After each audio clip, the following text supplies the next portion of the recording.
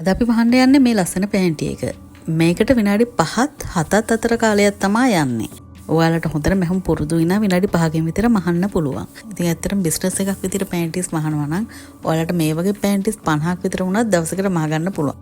ඊට වඩා පුළුවන් ඒත් අනිත් වැඩත් අතරේ අපි කරන හින්දා තමයි මම කිව්වේ 50ක් විතර පුළුවන් කියලා.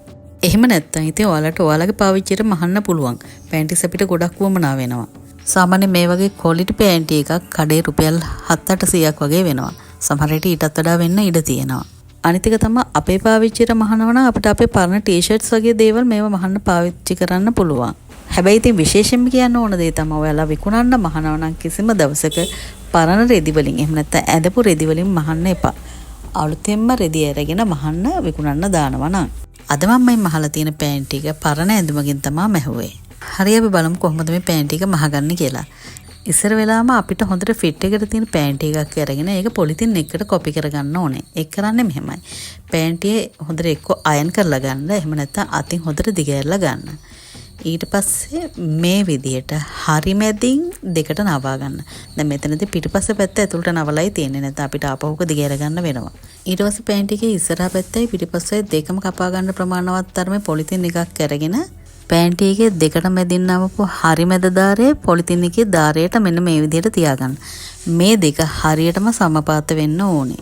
ඒ වගේම ඔයාලා පෑන්ටි තියාගන්න ඕනේ පොලිතින් එකේ යටින් නැමුවාම ඒ නැම්ම පැත්තට පෑන්ටි එකේ යට හරිය තියෙන විදිහට. ඒ කියන්නේ නැම්ම පැත්තට ගසට් එක තියෙන්න ඕනේ. ඒ වගේම හරියටම පෑන්ටි එකේ නැම්ම ළඟින්ම පොලිතින් එකක් නමන්න අමතක කරන්න එපා. දැන් මාක් එකක් අරගෙන පෑන්ටි එකේ දාර ටික මෙන්න මේ විදිහට මාක් කරගන්න.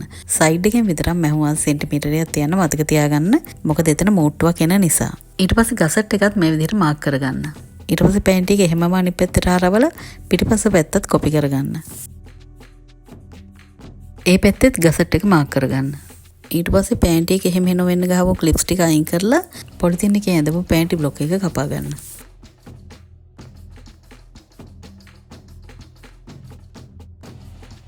දැන් ඔයාලට පුළුවන් ඔයාලා හරියට කපලාද කියලා බලන්න පෑන්ටි එක මේ විදිහට තියලා චෙක් කරගන්න. මම ඇඳගත්ත බ්ලොක් එක හරියටම තියෙනවා. මම ඒ හින්දා මේ විදිහට ගසට් එකත් කපලා වෙන් කරගන්නවා. දැන් අපි මේ බ්ලොක් එක තියලා පෑන්ටි එක රෙද්දේ කපා ගන්න ඕනේ. මම ඔයාලට කලිනුත් කිව්වා මම මේකට ගත්තේ පරණ ඇඳුමක්. හොඳ තත්ත්වයේ තියෙන පරණ ඇඳුමක්. ඒකත් ඉස්තර වෙලා හොඳට අයන් කරගන්න. එහෙම නැත්නම් රැලි නැති වෙන්න මේ විදිහට අතෙන් හදලා දිගහැරලා ගන්න.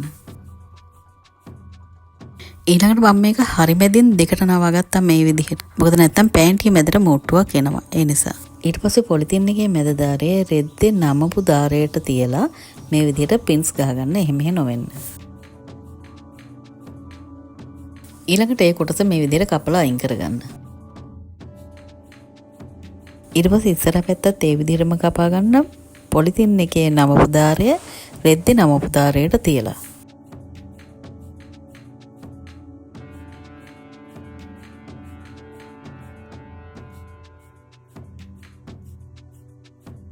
ඊළඟට අපි මේ කොටසින් ගසට් එක කපා ගන්නයි යන්නේ. ගසට් එක ඩබල් ලේයර් කරන්න ඕන නිසා මේ රෙද්ද අපි ආපහු දෙකට නවා ගන්නවා.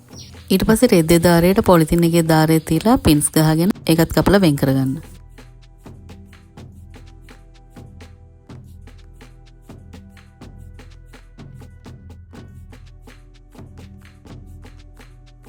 දැන් ඉස්සරහ පිටපස්ස පටල ගන්න නැතුව ගසට් එක දෙපැත්තෙන් මෙන්න මේ විදිහට තියාගන්න. දැන් ගසට් එක දෙකට නමලානේ කියපුවේ. ඒක දිගහැරලා පළල අඩුම තැනින් දෙකට නමපුවාම වැඩිපුර තියෙන්නේ ඉස්සරහා පැත්තේ කොටස. අඩුවෙන් තියෙන්නේ පිටිපස්සේ පැත්තේ කොටස. ඒ අනුව ඔයගලන්ට ඒක දෙපැත්තෙන් ඉස්සරහා පිටිපස්ස කොටස් දෙක තියාගන්න පුළුවන්. ගසට් එක මූට්ටු කරාම එළියට මූට්ටු පේන්නේ නැති වෙන්න පොඩි ට්‍රික් එකක් කියලා දෙන්න යන්නේ. හොඳට බලාගෙන ඔයාලත් ඒ විදිහටම අල්ලගන්න. දැන් මේ කොටස් තුනේම හොඳ පැත්ත උඩ පැත්තටයි තියෙන්නේ. ගසට් එකේ විතරක් යට පැත්තටත් හොඳ පැත්තයි තියෙන්නේ.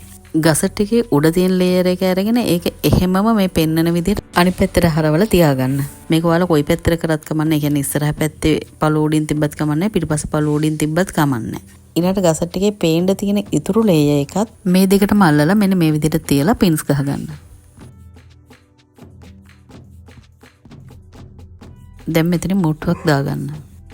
හරි මේ තියෙන මෝට්ටුව දැම්මට පස්සේ මම ඔයාලට මේක දිගහැරලා පෙන්නන්නම්. දැන් මෝට්ටුව තියෙන්නේ ඇතුලේ. ඒක කන පිට පැත්තෙන්වත් හොඳ පිට පැත්තෙන්වත් එළියට පේන්නේ නැහැ. දැන් ඔයාලා මේක ආපහු අර මෝට්ටු කරලා ඉවර වුණාම තිබ්බ විදිහටම තියාගන්න. ඒ කියන්නේ මේ විදිහට. ඊට පස්සේ ගසට් එකේ උඩලේ එක විතරක් මේ විදිහට දිග අරගන්න. දැන් මේ කොටස් තුනේම හොඳ පැත්ත උඩටයි තියෙන්නේ ආයෙමත්. ඊට පස්සේ අපි අල්ලපු නැති පැත්තේ කොටස එහෙමම මේ කුඩින් ගෙනල්ලා අනිත් පැත්තට හරවලා ගසට් එකේ දිග ඇරපු කොටස උඩින් මේ විදිහට තියාගන්න. ඊළඟට අපි මූට්ටු කරපු කොටස තියෙනවනේ ඉස්සර වෙලා. ඒ පැත්තෙන් මේක රෝල් කරගෙන එන්න ගසට් එකේ ඉස්සලා මූට්ටුව ළඟට එනකම්. දැන් මේ කොටස අරගෙන ගසට් එකේ අනිත් පැත්ත උඩින් මෙන්න මේ විදිහට තියාගන්න. ඊට පස්සේ කොටස් තුනම අල්ලලා පින්ස් ගහගෙන මෙතනින් මූට්ටුවක් දාගන්න. හරි මේ තියෙන මූට්ටුව දැම්මට පස්සේ අපි දැන් අර ඇතුලේ රෝල් කරලා තියෙන කොටස මේ විදිහට එළියට ඇදලා ගමු. ඒක එළියට ඇදලා හොඳට දිගහැරලා ගත්තාම මෙන්න මේ විදිහටයි පේන්නේ. දැන් හොඳ පිට පැත්තවත් කන පිට පැත්තවත් අපිට මූට්ටුව පේන්නේ නැහැ. ඊළඟට මේ මූට්ටුව දෙපැත්තේ මේ විදිහට එළියට තියෙන චූටි රෙදි කොටස් ටික කපලා අයින් කරලා දාමු. දැන් හොඳ පිට උඩ පැත්තට තියෙන විදිහට මේ විදිහට හදාගන්න. ඊට පස්සේ මැදින් නවලා දෙපැත්තේ මූට්ටුව දාගන්න ඕනේ. සයිඩ්ස් දෙක හරියටම ගන්නට තියලා අතින් හදාගෙන ඊට පස්සේ මූට්ටුව දාගන්න.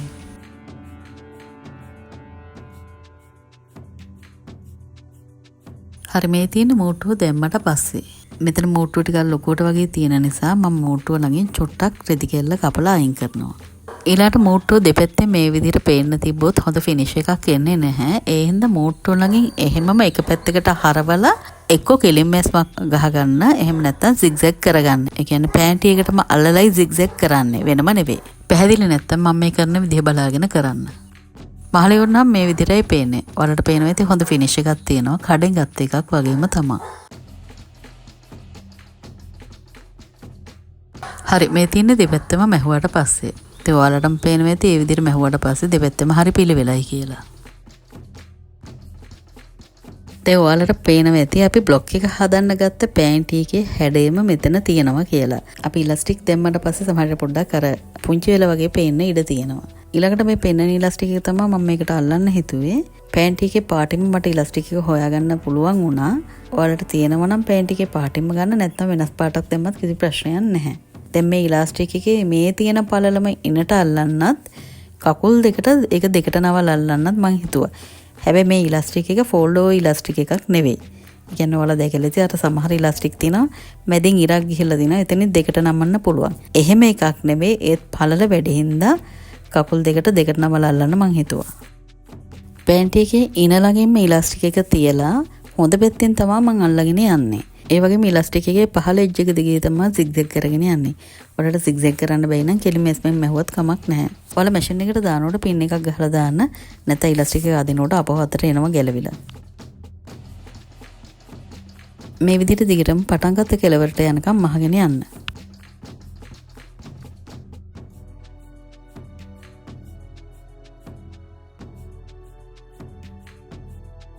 දැන් අපි පටන් ගත්ත කෙලවරට ඇවිල්ලා තියෙන්නේ මෝට්ටු කරගන්න තරම් ඉඩක් තියලා ඉලාස්ටික් එක කපා ගන්න.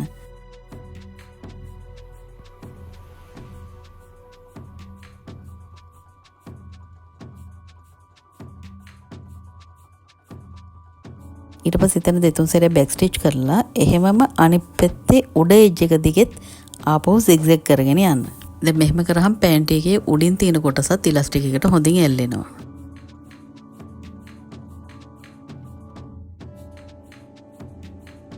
හරි මම දැන් ඉනේ ඉලාස්ටික් එක අල්ලලා ඉවරයි. කකුල් දෙකේ ඉලාස්ටික් එක අල්ලන්නයි දැන් යන්නේ. ඒකට මම ඉස්සෙල්ලා කිව්වා වගේම ඉලාස්ටික් එක දෙකට නවලයි අල්ලන්නේ.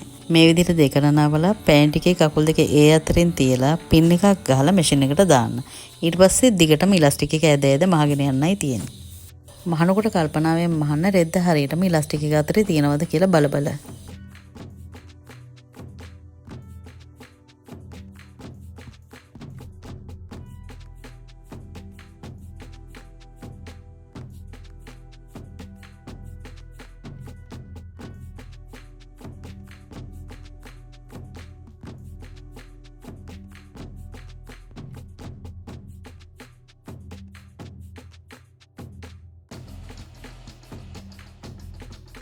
ඔන්න දැන් මම ඉස්සෙල්ලා වගේම පටන් ගත්ත තැනටම ආවා. ඉලාස්ටික් එක සෙන්ටිමීටරයක් විතර වැඩිපුර තියලා කපා ගන්න. ඊට පස්සේ ඒකත් එක්ක එකටම අල්ලලා පෑන්ටිට තියලා මහ ගන්න.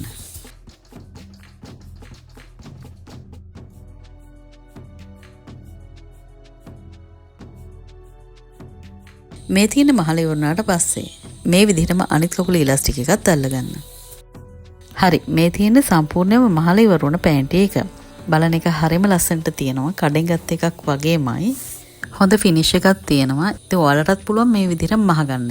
ඒකටලා ඔයාලට මේක හොඳ ආදායම් මාර්ගයකට හරව ගන්නත් පුළුවන්. එහෙමත් නැත්නම් ඔයාලගේ පාවිච්චියට මහන්න ගන්න පුළුවන්. මොකද මේ වගේ හොඳ ෆිනිෂ් එකක් තියෙන හොඳ පැන්ටි එකක් සැහෙන ගණන් කියන්නේ රුපියල් 700ක් වගේ වෙනවා. ඉතින් ඒ සල්ලි අපිට ඉතුරු කරගන්න පුළුවන් මේ විදිහටම ඔයාලට මහ ගන්න පුළුවන් නම්.